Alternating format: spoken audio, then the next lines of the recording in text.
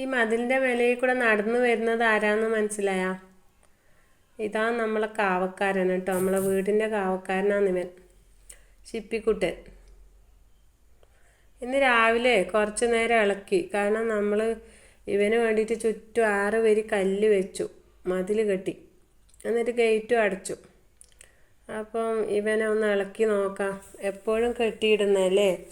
അപ്പോൾ വിചാരിച്ചു ഒന്ന് ഇളക്കി കളിച്ചോട്ടെ ഇതിൻ്റെ അകത്ത് നേരിച്ചിട്ട് ഇളക്കിയത് ഇവൻ 6 വരിയല്ല 10 വരി കല്ല് വെച്ചാലും ഇവൻ കയറിയിട്ട് പോകുന്നു മനസ്സിലായി. ഇവൻ മതിലെല്ലാം ചാടി പുറത്തേക്ക് പോയി. കുറേ സമയം കഴിഞ്ഞിട്ടാണ് തിരിച്ചു വന്നത് കേട്ടോ. തിരിച്ചു വന്നിട്ട് ഇതാ മതിലിൻ്റെ മുകളിൽ കൂടെ എങ്ങനെ നടക്കുന്നു. ഞാൻ വിളിക്കുമ്പോൾ എന്ത് ചെയ്യുന്നത് വെച്ചാൽ നേരെ തിരിഞ്ഞ് അങ്ങോട്ട് നടക്കുന്നു. ഞാൻ വരുന്നില്ല, എന്നെ പിടിക്കണ്ടെന്ന് പറഞ്ഞിട്ടാണ് ഈ നടക്കുന്നു.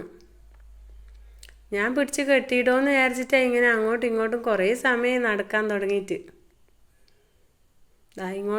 ഇങ്ങോട്ട് തുള്ളണോ അങ്ങോട്ട് തുള്ളണോ എന്നും പറഞ്ഞിട്ട് ഇങ്ങനെ ശങ്കയിലാണ്.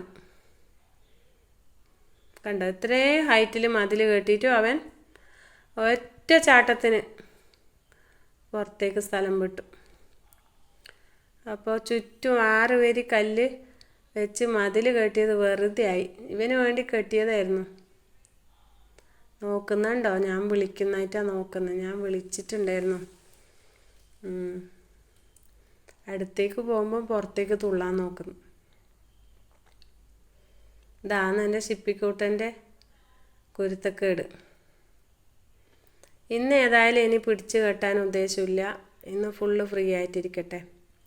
പിന്നെ ഞാൻ ഇങ്ങോട്ട് വന്നു. അപ്പോഴത്തേക്കും കണ്ടോ മെല്ലെ എൻ്റെ പുറകെ വന്ന് മുറ്റത്ത് നിൽക്കുന്നു.